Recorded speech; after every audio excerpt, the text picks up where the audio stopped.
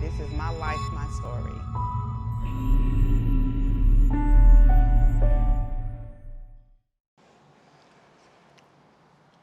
Okay, so first thing I want to know, where are you from? Wilson, North Carolina. Okay, and tell me about a little bit how you grew up.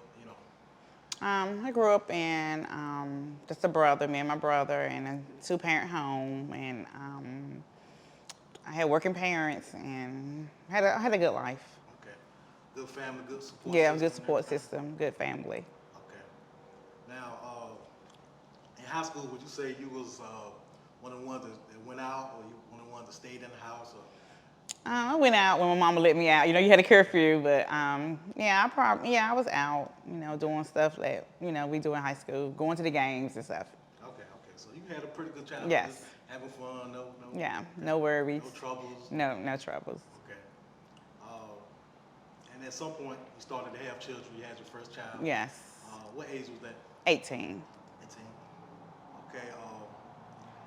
Now, being a young parent, did you have help? You have a lot of help? Yeah, I had a good support system. My mom, my dad was there. I had my aunts and my grandmamas, both grandmamas, so I had a good support system. Okay. And so you have, how many kids do you have now? I have 3. Okay, tell me about them. Had one daughter, Miranda Morgan. She's doing well. She worked. She got 2 kids of her own. Okay. And then it was Rakim, the one that passed. And then I had my youngest one, Marquel Deans. Okay. So your second child, Rakim, how was he growing up? He was a good child. He was a good baby. I had no problems with him. He swore through high school, middle school, elementary. He was just the best kid all around. All of my 3, he was the nicest one, the sweetest one. So. Okay. Now, what was his personality? Was he like a joker? Was he a gamer? Yeah, he was a joker. He loved to smile. Like he get it from his mom because they say I'm always smiling, but he always smiled. Nothing never bothered him. He was just a happy. He'll say little stuff and then we'll look at him. We just both bust out laughing. But he was a good child. Okay, great. Was his father in his life? No, his father was not in his life. Okay, but he still had your parents? Yeah, I had my dad. Yeah, he called my daddy dad. Okay, so Yeah, he had a father yeah, figure. he had a father figure. Okay, so what was you and him, his personal bond with you? We had a good bond. We was close, and like I said, out of all the kids, me and him was closer because I just saw how he was. He was just so sweet and innocent, and I know people would take advantage of him, so I tried to hold him a little bit tighter. Okay. Yeah. So at some point, he experimented with drugs at some point. Was it do you know anything about like how he started? I started around 2017. He had moved out on his own, got engaged, and he started, I think, with, taking on responsibility of another family and stress and stuff. So he started experimenting. Like I said, And maybe at that time, maybe it was weed. it was weed and it might have been some pills, but later down, that's when I think that wasn't strong enough. That's when I think he got induced into the bomber fluid. Okay. So tell me a little bit about that, because some people may not know what embalming fluid and the effects of it. And so what do you know about it? And When I found out about bomber fluid, first I was shocked because, used for dead people, it's for dead people. And they was telling me a little bit about it. Then I called some people that I knew were at the funeral home, so I asked them about it, and they was like, "Are you serious?" And I was like, "Yeah, that's what he's doing." And I was just shocked. I couldn't believe it that people were doing stuff. So then I was talking to my father, and he was like, "Well, that was PCP back in the day." And I was like, "Some people say yes, PCP, but I guess they're adding so much stuff in it now. It's like a bomber fluid now. PCP out the door." Yeah. Cause they're adding horse tranquilizers, they using rat poison, they using baby powder, and fingernail remover, and anything they can to scratch it. okay. So how do they?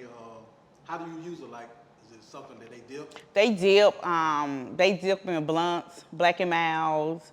Some put them on mint leaves. I found that out too when I was finding a little leaf out. You know, in the kitchen, you know, you had your little mint leaves to put and stuff that was getting missing.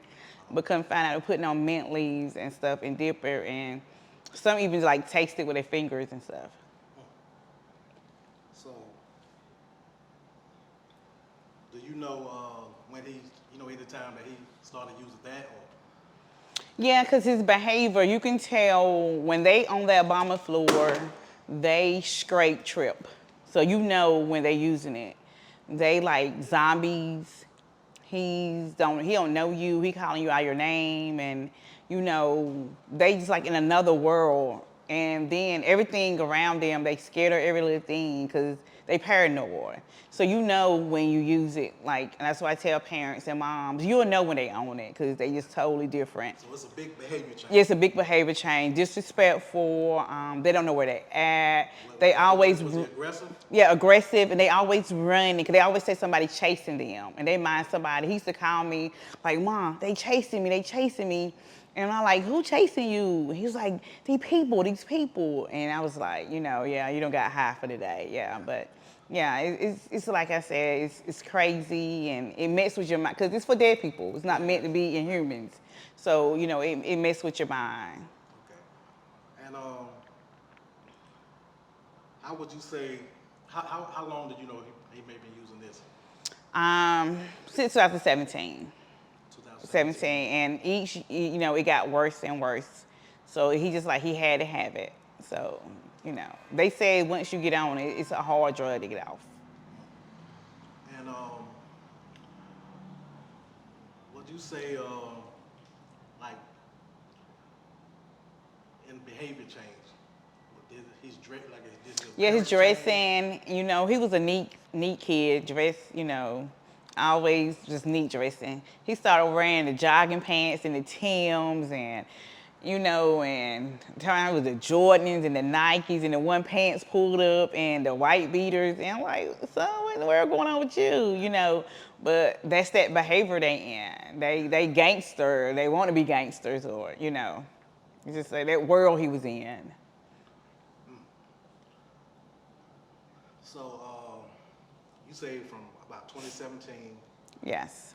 and so it was a few years. Yeah, for years, I dealt with it. Like I said, he was in and out of rehab, in and out of trouble with the law. And the only thing about this embalming floor, it's not labeled as a substance. That's what we're pushing to get it labeled as a substance. So, you know, the police are not going to arrest you on it because it's, you know, this is a poison. Oh, okay. Yeah, because when I first found out, when I took him to the ER, they were like, do you call poison control? Because it's a poison. I was like, no, but, you know. So you're saying it's something that they can't get arrested for? They can't get if they test it, but see, it's a hard drug to test. They have no test for it. Oh. So, you know, when they mix and everything, it's not gonna come out with just a bomb. It's a lot of stuff in it, but Okay. yeah. So that's why I think the kids are using it today because they're on probation. They can't detect it. So that's their drug of choice now because they can't get in trouble for it. And you know, many days my son was in trouble with the law, and I was like, it's right there, but they couldn't do nothing with it. They'll take it and confiscate it, but he wouldn't get a charge on it because it's not labeled as a substance. So that's why the moms are pushing it with the legislation. We want to get a label as a substance so they can get arrested for it. Okay. So I will say, so from 2017, and that brings us to January the 27th, 2022. Can you tell me how that day started? Well, that morning started, I was getting ready for work. I had called my other son, asked if he'd seen him. He was like, I haven't seen him, so like he on missing again. So I said, maybe he'll turn up. So I'm getting ready for work. And then I get a phone call from the Highway Patrol, said my car had been in an accident. And I was like, my car, I drive a truck, so I know. But I had a bug, you know, and it was parked in the backyard. I hadn't drove it in a while. And I looked back there, I was like, it ain't me. And by that time, my other son, he calling me, beeping in, he was like, Mom, somebody just called me, torn, just wrecked on 58, 91. I'm like, what? So I'm on my way. And When on the way down there, I said he got high, he flipped. And I passed 2 ambulance, high patrol, and the sheriff office. So when I got down there, it was a high patrol down there, 2 office. The car was turned up in a ravine with the water, the bank, he was turned upside down. He had flipped. And the witness said he was flying through the air and he was just coasting and then he flipped. And then he was lost conscious. I guess he got stuck. And so the water was filling up. And so bystanders kicked out the back window to drag him out. And then when he finally woke up, he just went off because he was high. Yeah. So the bystander really saved his life. They saved his life. Wow. But he didn't realize it because He was so high and yeah. He probably thought they were trying to hurt him. Yeah, hurt him, yeah. Okay, so did they take him to the hospital after this? They took him to the hospital. I talked to the Highway Patrol for a little minute, and then my daughter called me. She said she was on the way to the ER, and I was on the way. So when we get there, I said, I'm going downtown, said I commit him, you stay here. And before I can get downtown, she's like, they releasing him. I'm like, why they releasing him? He's high. And they charging him because he stole the tags off my bug, and I was like, they can't be releasing him. So I get on the phone and talk to the doctor, and it was like, well, he don't want to sign himself in. He's high. He's not going to sign himself in. And when I got there, I had one sheriff that she really spoke up, like he needed to be contained, but they don't want to deal with the PCP, or they say, or the embalming fluid. So they released him. So what you're saying is that he was taken to the hospital. Yes, and this is not like the first time that he was taken for this embalming fluid. And they knew that he was high. Yeah, they knew his history, they knew everything. And they still released him. They still released him. Wow. Yeah. Wow. So this was the beginning of this day. Yeah, that was the beginning. That was like 8:30. So after they said they were gonna release him, he was high. So I went on back to work. Somehow he got a ride out there to my father's shop, and my dad called me around 2. He going out there, going off, scaring the customers. So I'm on the way out there. By that time, I'm calling 911. So we county, so the sheriff come. Ambulance pick him up again, and he was out in an hour. Wow. So then Hold on, let me okay. understand. Okay. This is his second time. This is his second time In the day on the 27th. He went to the hospital again. Yes, by ambulance. And they know that he's high. They know that's high because even the first ambulance came. They was like, wow, he's still getting high. I was like, yeah. And then they released him again. They released him again. Wow. Incredible. So he gets out. He gets out for the second time. He gets out. I finally called up with him. I went, where they hang out at, and I was riding down the street, and I finally called him. And I said, just try to get in the car and get something to eat and stuff. But he's high. He looking at me like I'm a stranger. So he finally got in the car. Then I took him home. Before I could go get something to eat, he had stole my bug with no tags on it. So I called the police, like, he riding around with no tags, And I know y'all see him, but, So then when I got back, he left the bud there with the keys in, and he was gone. I didn't know where he was at. So I just went on about my evening. Next thing I know, he banging on the door. He coming in. So I'm talking to him and stuff.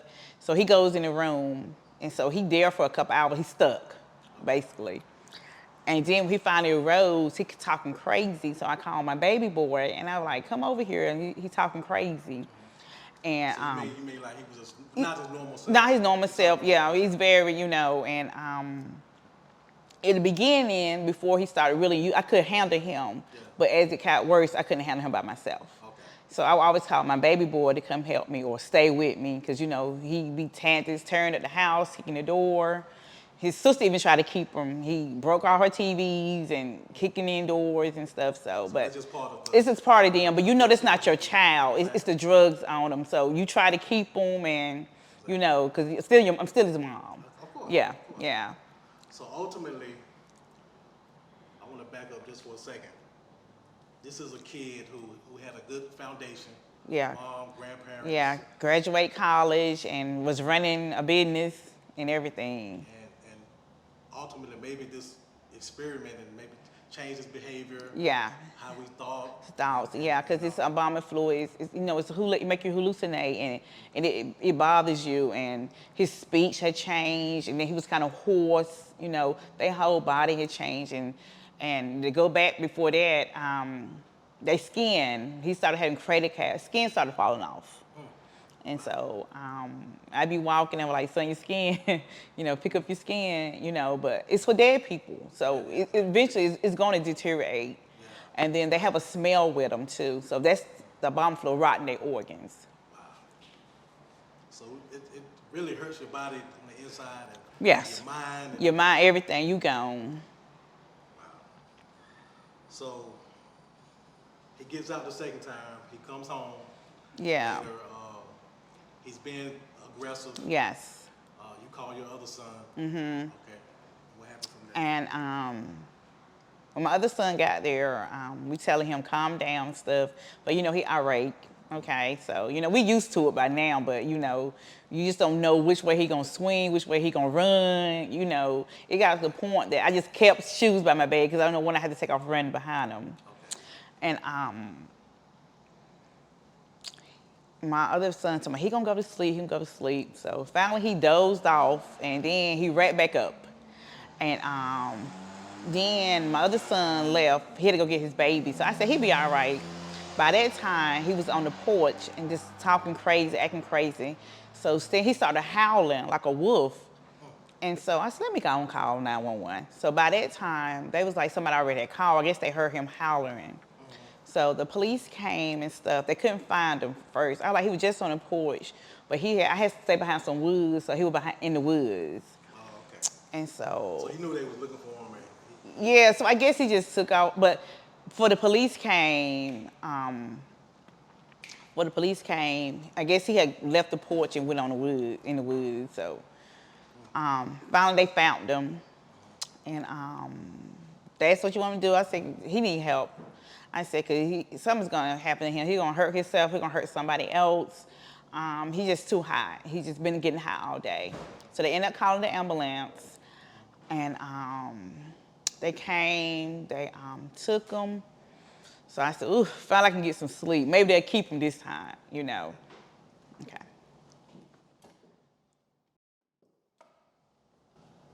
Okay, so at this time, the ambulance is coming. Yeah. Okay. And they took him, so I was like, ooh, I can get some sleep. Maybe they'll keep him this time. They don't see him 3 times. This will be his 3rd time. So one day. One day. This all in one day. His 3rd day going to the hospital. In one day. Wow. And so at this point, you're tired. You've been Yeah, up. I'm tired. I'm running off 2 hours of sleep all week. I only had 2 hours of sleep. I'm running off fumes, really. Okay.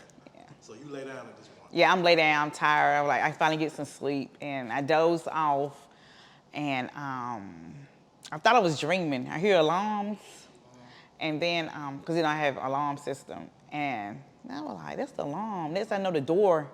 I guess he, snatched over the screen. I'm thinking it's a burglar. Yeah, exactly. Yeah. But the door was kicked in. I jumped up, called 911, and they asked me what's going on. I'm telling them, like, hurry up, send police here. I'm here by myself, and somebody's breaking in. I'm scared, and I don't know who it is. And they asked, can you see? Like, no, I'm not going out there to see. And they said, no, they just coming through. And I'm like, I'm screaming, like, hurry up and get here. Somebody's like, they breaking in. And whew. It's okay. Yeah, that was my baby.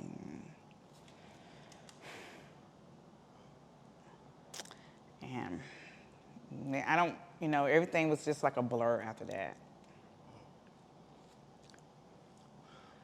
So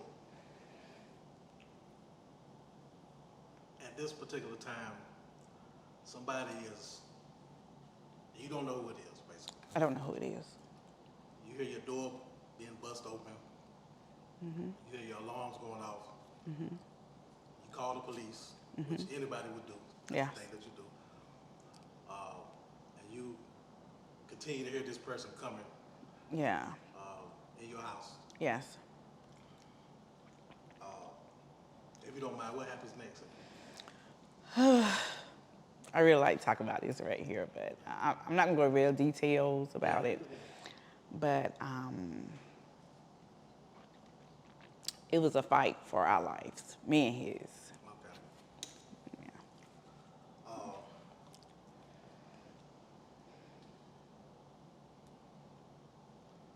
now, was your other son there? No. So okay. So ultimately, you had to defend yourself, Yes. which resulted in his, I'm gonna say, untimely death, which you didn't know at the time who it was. Exactly when you realize everything that's going on, what was the first thing kind of in your mind? I didn't really know what was going on, and you know, after everything went down, they told me to go in the back room, and I had on my night clothes, so I changed, and they said they're gonna take me down to the police station. So, you know, and that's when I found out it was. Thank you. It was my baby. So you really still didn't even realize it at the time. When you say you maybe was in shock right after, or? Yeah, cause everything was just like a blur. And I know we had the mom's thing. You had the dinner, and the detective was like, "Hey, you kept talking like you remember me." I'm like, "No, I don't remember who you are." And he's talking about, yeah, I don't. It was just a blur. And my parents came pick me up. Yeah, it was just a shock. And they was telling me that this was after, because I was just completely out of it. And they was telling me that I had to go get torn, I had to feed, he hadn't ate, because, I always worry about him eating. And then got to my parents' house, people were there. I'm like, why are these people here? Yeah, but, yeah. So yeah, you're you just it's something that's unbelievable and Yeah. tragic and you know, wow. So, because one thing I don't think a lot of kids realize how this affects their parents. Yes, you started questioning yourself as a parent when he first got on drugs. I'm like, where did I go wrong? And he, you know what I'm saying? He didn't ever want for nothing. I thought he had a good life. Like, what was missing that he chose drug, and it's the worst kind of drug. And, I'm trying to work, trying to provide, and literally killing me, sending him to rehab is breaking me and my parents. And So you're trying to get help. yeah, I'm trying to get help, but basically, they don't have a test for it. They don't really. All they can do is like stick them in there and let them like try to come down a little bit, but it's just a lot. And I just need these kids to realize, and adults, that when you start using drugs, it affects the whole family.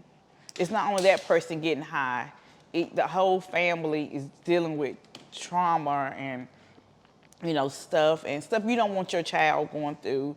And like I said in the beginning, I was embarrassed, I was ashamed, I was trying to hide it from people. But like, actually, who's you hiding from? Because he out there, and it's a hurting thing. And I wish this on nobody, parents, nobody. And the hardest thing is leaving your child in the grave out there, and I know it's the choice that he made, but you know, be your own self. Be a leader. Don't follow. If somebody asks you to have some, don't experiment with drugs, because these drugs ain't the same drugs. Like maybe we was coming up, you might experiment it with, and these days you can't even take a piece of gum for nobody because it's laced with something. And I think these kids they think nothing can happen to them. They invisible, and I think it was my son. Nothing, because he was in so many car wrecks that he lived. He just thought, I don't think he think nothing can happen to him, and it do. It affects you, and when he won't high, when he was in rehab and get out, it affected his mental because he still had like, you can ask him something and he'll look at you, because that's the effect they had on him and stuff. But So, what was your healing process like? Because this is something that's tragic. yeah, I don't think I would never heal. I was in therapy before, and I'm going therapy like twice a week now. Okay. It's affecting me, and they prescribe you all kind of medicine, and I don't want to take it because I don't want to get hooked, and I said I don't want to be a drug addict. I don't want to, and they try to explain, you taking one a day, one a night, but it's a mental thing for me, and I never had high blood pressure and got high blood. I'm just on all types of medicine now. It just affected me, and I'm having side effects. And I never had a problem with my eyes. I have a problem with my eyes, and we just take on all that burden. Exactly. And I try to heal, and I try to think of the good things, and the good times. Everybody say, everything happened for a reason, and I do, but I don't think it. I don't know when people tell you that. I don't believe that, because that's not my child. They say his story already written when he was born. I'm like, how can you say that?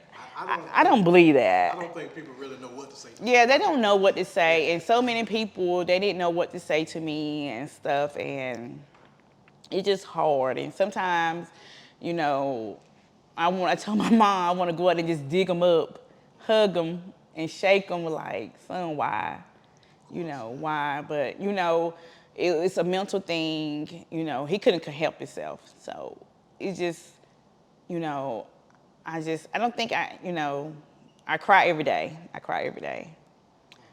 And my whole life has changed. I'm trying to, because I have other kids and grandkids, so I try to be functioning, but I try to laugh and stuff. And, sometimes I do try to go out, but it's still like nothing's the same. Nothing the same. And Mother's Day, I just like, I told one of my friends, like, sometimes you don't even want to live. Yeah, you don't live. And now the holidays coming up, and I don't even want to be here.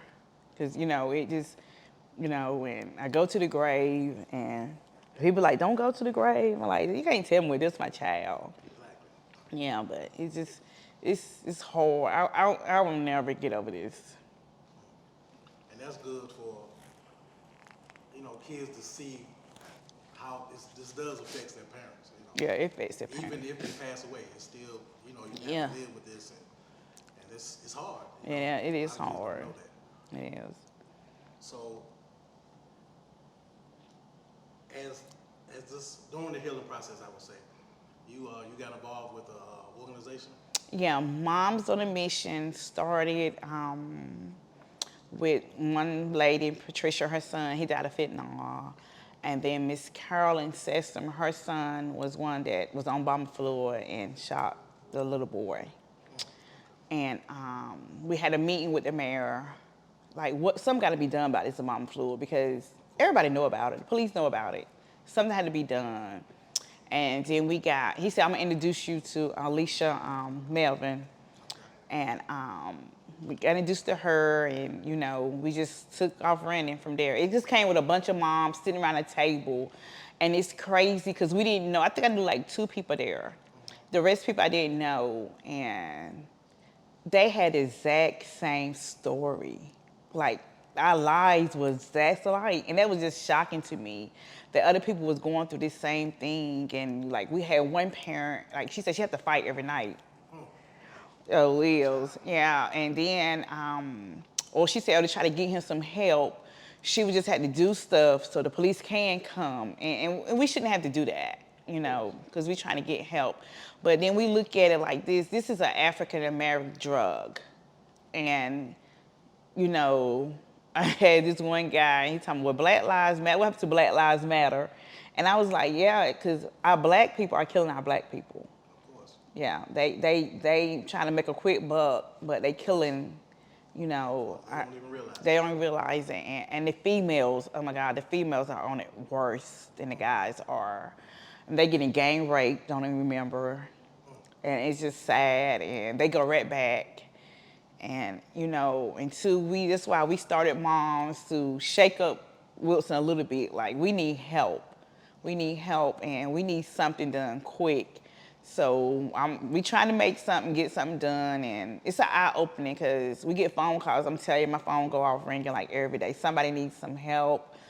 We got one guy now, I think he just he just turned at himself. Like, just like a zombie, like eating themselves. And, we got him in a program, so, maybe, like I say, it's no test for it, but maybe they can work and solve something. And it's just, I just need us kids to stop. I know we ain't never get rid of drugs, but it's just like, this the worst drug to get on. Exactly. The worst drug to get on. So you're trying to do your part. Yeah, I'm trying to do my part, and it was so ironic that we all met up because at my son's funeral, I remember just bawling my eyes out, and I heard his voice, and I just looked up, and I was like, he the one sell it to him. Why is he here? And it's just like the hell flew in me in church. And I grabbed my dad, and I went up to the front, and I just went off. And I was like, my son won't die in vain. If this be the last breath I take, I'm gonna save somebody's child. I couldn't save mine, but I'm gonna save somebody's child.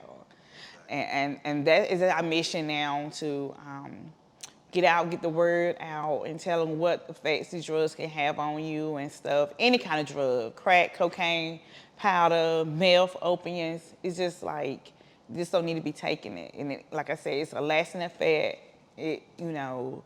My life, my family won't never be the same no more. And would you say his siblings, how are they affected? Yeah, because, my other baby boy, they race. Torn drove the race car and Quail drove the bikes. Now he's driving the car, and they had a bond. And then when he was getting high, that kind of, frustrated my son. And, the last couple of years when a good, bond with them, they was close. And his sister, they went through some stuff and how, he was treating her. But I try to tell her that ain't him. So, yeah, she hurts. And she went and got tattooed with his name and stuff on her. And it's just like, it just hurt. It's a hurting feeling. And I didn't think my parents would make, especially my dad. Because, he practically helped me raise them, really raised them. Yeah, he was a father figure, and, and it's just, I never seen my dad cry. Especially, when his mom passed, I figured he cried, but just to see him cry in the open, yeah, Williams. And it's just crazy because he was so sweet and innocent. Williams. Yeah. Well,